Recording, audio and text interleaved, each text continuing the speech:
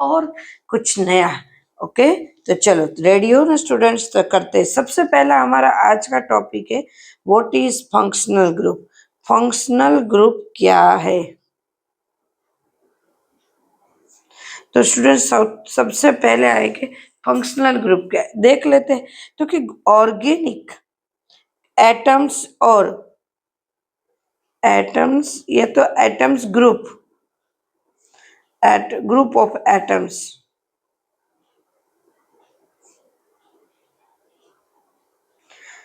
Atoms या तो group of atoms जो एक ऐसा है जो कार्बन के बराबर, कार्बन के चेन के साथ अटैच होता है, कार्बन के चेन के साथ अटैच होता है। या तो एटम होता है या तो एटम ग्रुप ऑफ एटम होता है, लाइक दिस CHO अटैच होता है और उनकी प्रॉपर्टीज को रिप्रेजेंट करता है, कैरेक्टरिस्टिक को रिप्रेजेंट करता है, उनकी प्रॉपर्टीज उनकी कैरेक्टरिस्टिक को रिप्रेजेंट करता है।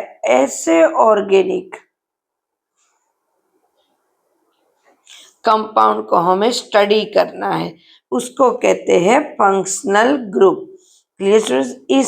इसको एटम्स या तो ग्रुप ऑफ एटम्स होता है जो कार्बन की लॉन्ग चेन के साथ वो अटैच होते हैं और उनकी कैरेक्टरिस्टिक उनकी प्रॉपर्टीज के लिए वो रिप्रेजेंट रिस्पॉन्सिबल यही होते हैं कि इसका कैरेक्टर यह है या तो इसकी प्रॉपर्टीज ये दिखती। क्यों? क्यों तो कि इसके साथ ये ग्रुप अटैच है, तो ये ग्रुप ही रिस्पॉन्सिबल है, बराबर है। ये रिप्रेजेंट करते हैं कुछ प्रॉपर्टीज को, कुछ कैरेक्टरिस्टिक को, उसको कहते हैं functional group. Like this aldehyde, COOH, ये सारे फंक्शनल ग्रुप है। बहुत भी सारे फंक्शनल ग्रुप इसमें हम स्टडी करेंगे, बट आज तो एक दो छोटे छोटे टॉपिक को ही लेना है। क्लियर है? देन उसके बाद है हमारे होमोलोगस सीरीज।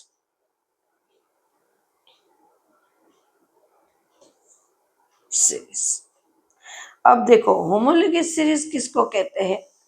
होमोलोगस सीरीज किसको कहते हैं? तो कि मान लो मैंने ऑर्गेनिक कंपाउंड को लिखना स्टार्ट किया, like this methane, ethane, propane. अब देखो इन दोनों के बीच में सेम ही डिफरेंस है, एक कार्बन दो हाइड्रोजन का, इनके बीच में भी एक कार्बन टू हाइड्रोजन का।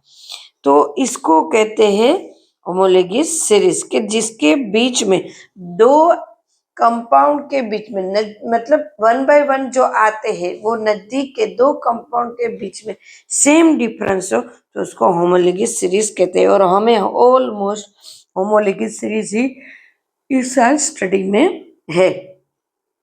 क्लियर है student? Like this ethene, CH2 double bond CH2, CH2 double bond CH2, तो क्या होगा C2H4 C2C3। अब देखो C3H6 C4H8, तो इनके बीच में भी CH2 का डिफरेंस है, मतलब सेम डिफरेंस है। जिसके बीच में सेम डिफरेंस होता है उसको कहते हैं होमोलोगस सीरीज। Clear students? तो ऐसे ही हम इस बार होमोलोगस सीरीज को ही पढ़ने वाले हैं। अल्केन, अल्कीन्स, देखो अल्केन्स बराबर है alkanes, alkenes, alkyne, alcohol, alcohol, acid, ये सारे के सारे हम पढ़ेंगे ना, वो सारे के सारे होमोलोगस सीरीज ही होंगे। अमाइन, सारे के सारे ऑलमोस्ट होमोलोगस सीरीज को ही हम पढ़ने वाले हैं। Clear students? अब आ रहा है मेन कैरेक्टर, नोमेनकल्चर।